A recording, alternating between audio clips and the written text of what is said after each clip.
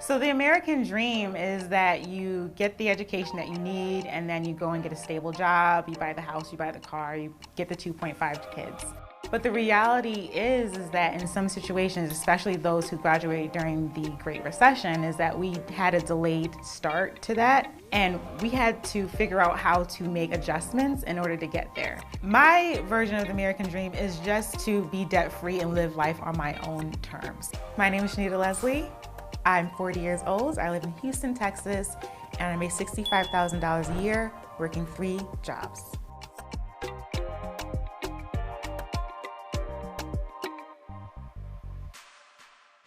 I like having multiple streams of income. Those are things that I don't feel like I have to do, and more so now that I want to do, now that I'm in a place that is financially comfortable for me.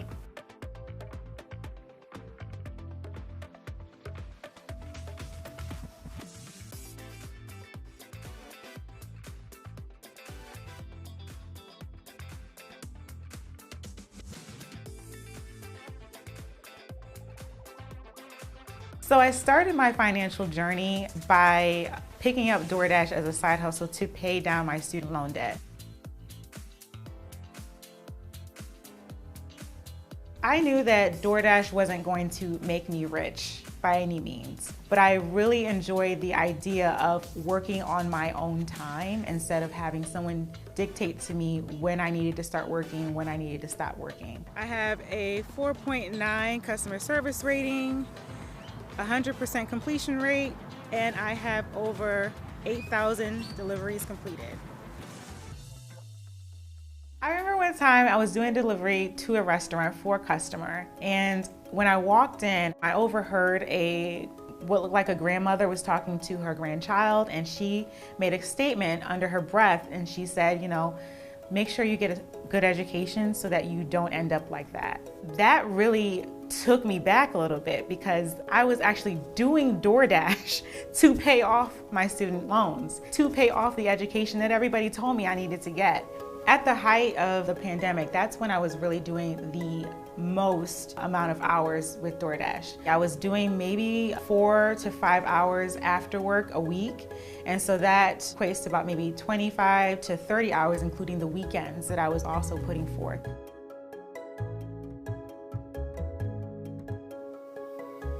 DoorDash kind of opened up other pathways for me to make money, and freelance writing was the second way I started to make money.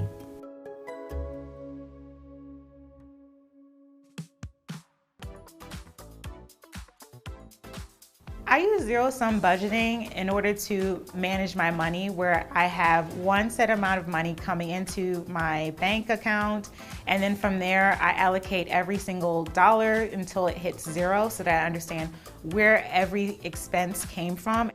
I pretty much wake up at about 4 o'clock in the morning to get to my gym class at about 6 o'clock. It's really important to start my day at the gym because it's the first thing that I can get to do in the morning without any other obligations. And it allows me to dedicate the rest of my time after work towards doing DoorDash as my side hustle.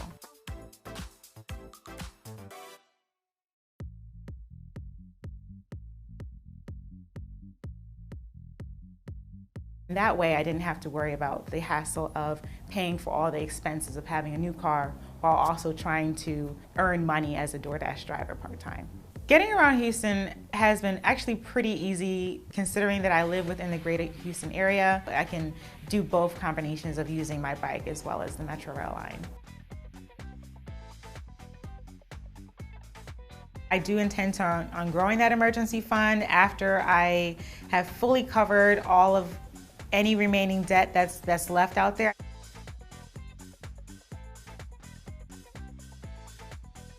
I feel pretty comfortable about my retirement investments and my quality of life that I'll have when I do hit the age of retirement. I think I'm saving pretty reasonably considering the amount of student loan debt that I was also paying off simultaneously. I have a lot more flexibility in my budget to be able to afford a bigger apartment, but I choose to live in accommodations that I really enjoy and is also more financially affordable.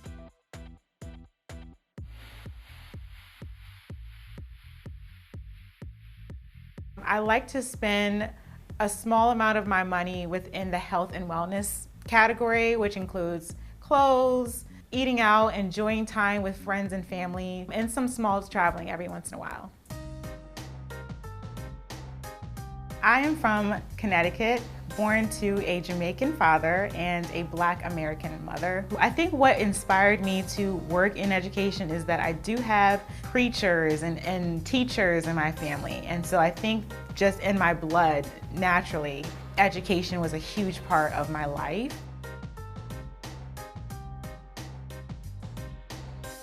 So graduating during the Great Recession was one of the most stressful times of my life. I had accrued $101,000 of student loan debt. The weight of that was extremely severe, and it was really hard for me to get on my feet and find my first stable job working full-time to make enough to even pay the minimum balance, just the interest on the loan.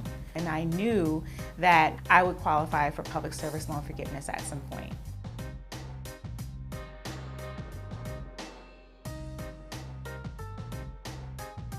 The moment I heard or received a letter that my federal student loans had been forgiven due to my years of service, I was completely relieved.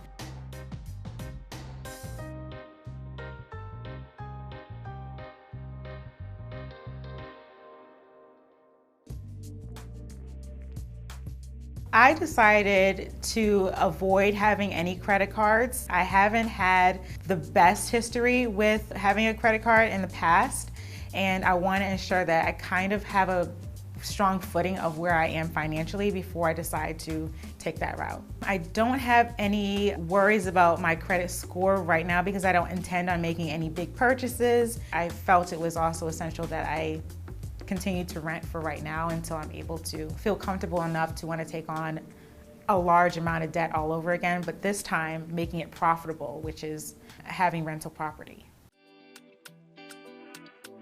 When completing my debt-free journey, I anticipate on living my life to the fullest, like going to different countries on my own time and venturing out and doing more creative things that really fulfill me and really get to spend more time with my friends and family. I definitely want to enjoy my life and enjoy the life I created for myself by becoming debt-free. And I'm living out what I anticipated, which is really just buckling down and focusing on my goals and making sure that I never put myself in that situation again.